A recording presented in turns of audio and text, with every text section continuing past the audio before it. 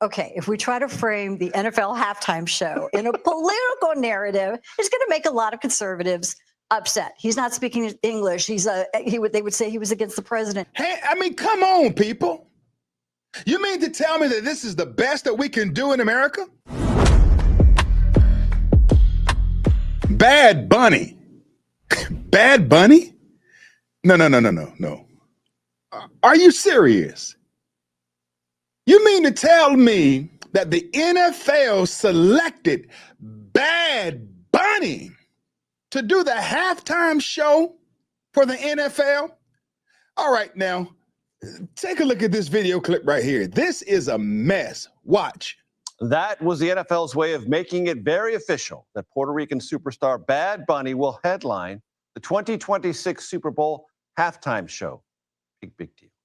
That move has drawn the ire, though, of some conservatives online. Many are attacking Bad Bunny over his criticism of ICE and President Trump, as well as most of his songs not being performed in English. We're going to get some clarification on that, as well as other pop culture and political fault lines that have erupted over this with CBS News political analyst and Republican strategist Leslie Sanchez, who has spent most of her career navigating the Latino Republican coalition lines and formations. And you have a lot of insight here. So I want to know, how important is it, A, for Bad Bunny to get this? Yeah. And what do you make of the reaction to it online from some in the MAGA world? Well, I think we have to look at the fact that the NFL didn't book Bad Bunny for his heritage. They booked him for the math and the growth, the chart, the market share. He is a global phenomenon. And it's something we talked about at CBSN 5 years ago. We pointed out the fact that this type of music, whether it was reggaeton or trap, was really seen as something that was growing in Latin America, in Mexico, in Spanish. And in the United States in 2016, there were 5 songs that were predominantly Spanish on the top 100. A year later, there were 19. And now if you look at the rise of that, there's this kind of consternation, I would say, certainly among my colleagues, my conservative colleagues on the right, who say, how can you have songs in Spanish dominating U.S. charts, American football? Why would that even happen? Want. I mean, they're buying it. It is a global rage. And if you think about the fact that the NFL is trying to expand internationally, and their second biggest market is Latin America, but now they're in Madrid for the first time. They're growing all over Europe. The third most streamed global artist in the world is Bad Bunny. Right. And so how about the President Trump of it all, the ICE of it all, not having dates in the United States for fear that there could be ICE actions, enforcement or otherwise, doesn't have any concerts here, endorsed Kamala in 2024. What about all that? Okay, if we try to frame the NFL halftime show in a political narrative, it's going to make a lot of conservatives upset. He's not speaking English. They would say he was against the president. But have we put that type of test against any other performer for a halftime show, that entertaining show? If you go back, I mean, who would beat Lee Greenwood, and Jason Aldean? I would love that if you want to appease the conservatives on the right. But if you're looking at global numbers, the NFL sees that and sees, who their audience is. And very quickly, Bad Bunny might also have some other folks on stage. That's sort of been the trend line for the last 3 or 4 years. You're the headliner and you bring a bunch of other folks up there. He was on stage in 2020 when J-Lo and Shakira performed in the halftime show. But when you're talking about language, I think the part people get, we cannot be so indignant on the right when we want to mirror that on the left and say that we can't just call things out because we don't like them. I think it's a bigger phenomenon that brings people together. And we got to look at the business of the NFL expansion and our dominant sports industry versus just the language and the political choices of someone who's become just incredible. And the Super Bowl is a melting pot of culture, sports, and commerce. Thank gosh that we don't ask how they vote. Thank you for that perspective. All right, so let's just put everything into perspective here. All right. Notice the images that they showed of Bad Bunny. That's the Bad Bunny that they didn't show you on CBS. See, the NFL's core consumer base is pro-America, pro-family, pro-law enforcement, pro-military. Instead of honoring that, my friends, instead of honoring that base, the league is catering to woke entertainment elites. And notice, he has the third eye in this image right here. It's demonic. It's the celebration of the occult world. It's wickedness. That's what it is. Now, this is a strictly business decision, and it's imperative that Americans understand this. This is about money. The Bible says this, that the love of money is the root cause of all evil. So because they want to have a global reach and a global impact, they're willing to put up with this. They're willing to bring on Bad Bunny. Show this next picture. All right. What do you see? What kind of spirit do you see exuding and permeating from Bad Bunny? Bad Bunny is, yeah, okay? He's a part of the agenda. Let's just cut to the chase. That's the Bad Bunny that's going to be singing, rapping, twirling around stage, gallivanting around on stage, shaking it on stage, dancing on stage, all of the above. This person right here. Next image. Oh, so you didn't know this about Bad Bunny. The NFL knows. They are very aware that Bad Bunny is a cross-dresser. Look at it. He's in a dress, hands on his hips. You know, I mean, come on, people.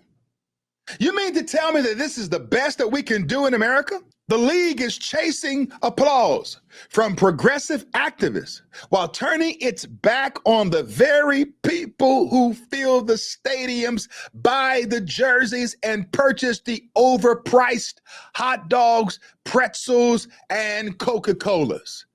They can care less about Americans who are pushing American values. Now, I'll say this right here.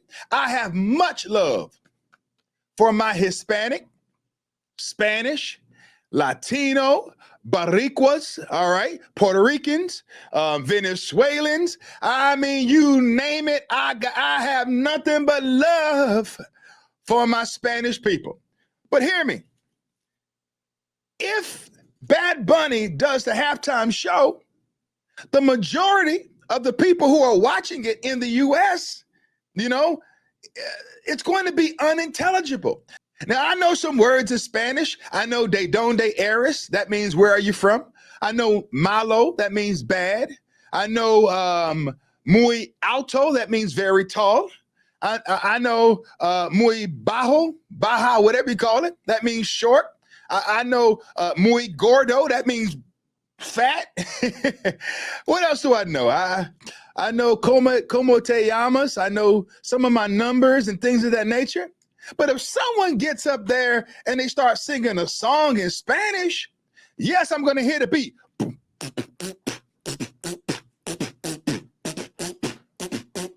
Yes, the beat may make you, you know, the beat might make you do all of that right there, but I can't connect with the lyrics. And hear me today. Listen, when it comes to music, and this goes for all genres of music, you have to compartmentalize the beat and understand what the lyrics are saying. And if I don't speak Spanish fluently, then what am I going to do during the halftime show? I'm going to check out. And so I'm asking for people to boycott the halftime show. Don't watch it. Let it be the least watched halftime show in the history of football. Now, last year they had Kendrick Lamar. Kendrick Lamar was the halftime show artist. And many people didn't understand what he had to say because of the mumble rap. And if you don't understand the genre of rap music and the sayings and the lingo and the beef that he had with Drake, then it was unintelligible to you as well. And so now the NFL says, you know what, man, we're going to go a step further. We're going to go a step further here. We're going to bring on someone who's going to sing primarily in Spanish, and he's a cross-dresser. And he's upset with President Trump and what he's doing to protect America through ICE agents. You may ask the question, and it's a good question. How is the halftime performer chosen? All right, I'll tell you. The NFL's halftime show is produced in partnership with Jay-Z, another person who sold his soul to the devil. All right? It's in partnership with Jay-Z's company, Roc Nation, which has had creative control since 2019. This is not a fan-driven decision. It's a corporate top-down choice rooted in aligning the NFL with Hollywood and music industry politics. Instead of prioritizing the NFL's core audience, these decisions reflect celebrity influence and woke cultural signaling. They can care less about we the people, the core audience, the pro-family, pro-military, pro-God, pro-America, individuals who want to watch the pigskin be thrown around, carried and ran, and see someone have their helmet knocked off. They can care less about us. In addition, Bad Bunny's music and messaging. It's awful. Bad Bunny's music is almost entirely in Spanish. Once again, not English. That's not just a cultural difference. It's a deliberate move that disconnects from the majority of NFL fans who are overwhelmingly English speaking. His lyrics and persona are often anti-American in tone, and he has aligned himself with an anti-ICE rhetoric and anti-Trump sentiment. So we're getting ready to watch an anti-Trump fest where the artist is pro-ICE, pro-trans, pro-LGBTQ, pro-criminal illegal aliens, and we're gonna have to sit there and watch this mess as he seeks to tear down the momentum that has been built over the past several months in the US. It's a travesty, all right? In addition, political endorsements and ideologies are what is driving this decision. Not only is it business and money, and that's probably the majority of it, but in 2024, Bad Bunny openly endorsed Kamala Harris, go figure, aligning himself with the progressive left. He has publicly opposed Trump-era policies, particularly on immigration enforcement. By putting him on the biggest stage in American sports, the NFL is elevating a political figure disguised as an entertainer. Then also, there's a disconnect from the NFL consumer base. The NFL fan base is largely middle America, patriotic, family-oriented, and traditional. By choosing Bad Bunny, the NFL is catering to woke elites and progressive activists rather than their loyal fan base. And finally, the NFL's woke strategy creates a major risk. The NFL has doubled down on social justice messaging since 2020. You all remember the death of George Floyd. You turn on the television, go to watch some football, and see all of these woke terms and end racism, systemic this, black man, this, white man. I mean, come on, man. I just want to watch some football. I mean, please.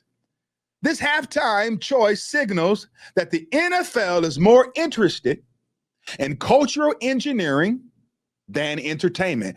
This halftime show is not about music. Hear me? Hear me? It's not about music. No, it's not about. No. It's not about music this time. Oh, no, my friends. It's not about music. This is about agenda. Agenda. And just like past ratings, it's been steadily on the decline for the NFL as they leaned into woke politics. This move could backfire financially and reputationally. And I hope that it does. I hope that the NFL loses a great deal of its market share. I pray that this is the worst attended and worst watched NFL in the history of the NFL. I hope that it is. They've gone too far. And oh man, just think about it. I have to talk about this. Just think about the babies. Think about the children. Think about the 5-year-old kid who, wants to watch the Super Bowl and mesmerizes on one day playing in the NFL. Okay. Imagine, the young man who's working hard to get there to the NFL, and he sticks around for the halftime show. And he has to see this picture right here. And he has to see this. And he goes and researches the artist, and this is there. That's disgusting. It's disgusting. And Jay-Z drools over this guy. He loves it. He's a fan of him. He loves everything that he's doing. He thinks it's a good idea for the culture. It's a good idea for him to be on the largest stage out there. But let me tell you what we're also dealing with as well in my close. Charlie Kirk just had the largest memorial service in the history of the United States. 277,000 people were geo-targeted on the premises of his memorial. 1 million people signed up to go. 100 million streams took place. His homegoing was larger than JFK's and MLK's. That's saying something. And so now the NFL is competing. Keep in mind, the interest that his memorial received was greater than the interest that the NFL receives. And so now the NFL says, okay, we got to one-up Charlie Kirk. He's dead, yeah, but he's still speaking from the grave. And we have to send a message. Let's pull off a blockbuster here, guys. We're going to go and get Bad Bunny, and he's a supercharged Spotify streaming extraordinaire, and he's gonna send ratings through the roof. You fools, you cowards, you nimrods, how dare you subject children to this vile, corrupt, and disgusting kind of entertainment. Listen, man, you're going too far, NFL. And this is the same problem that we see with the pending government shutdown. Do you not know that Democrats want an additional $1.5 trillion for what? I'll tell you.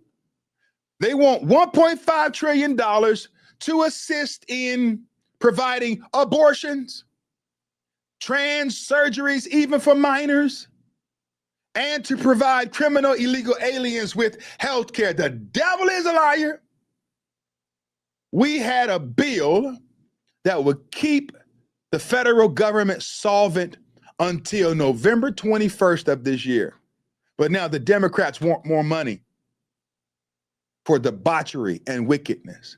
This is the same message that the NFL is sending. And hear me, NFL, hear me, hear me, hear me. God always gets the last laugh. Let me know what you think below, my friends, in the comment section. Am I right or am I wrong? Am I weak or am I strong? God bless you and God bless America. And do me a big favor. Like, share, and subscribe to my YouTube channel. I said like, y'all. Like the video. Share it and subscribe to my YouTube channel. Take care.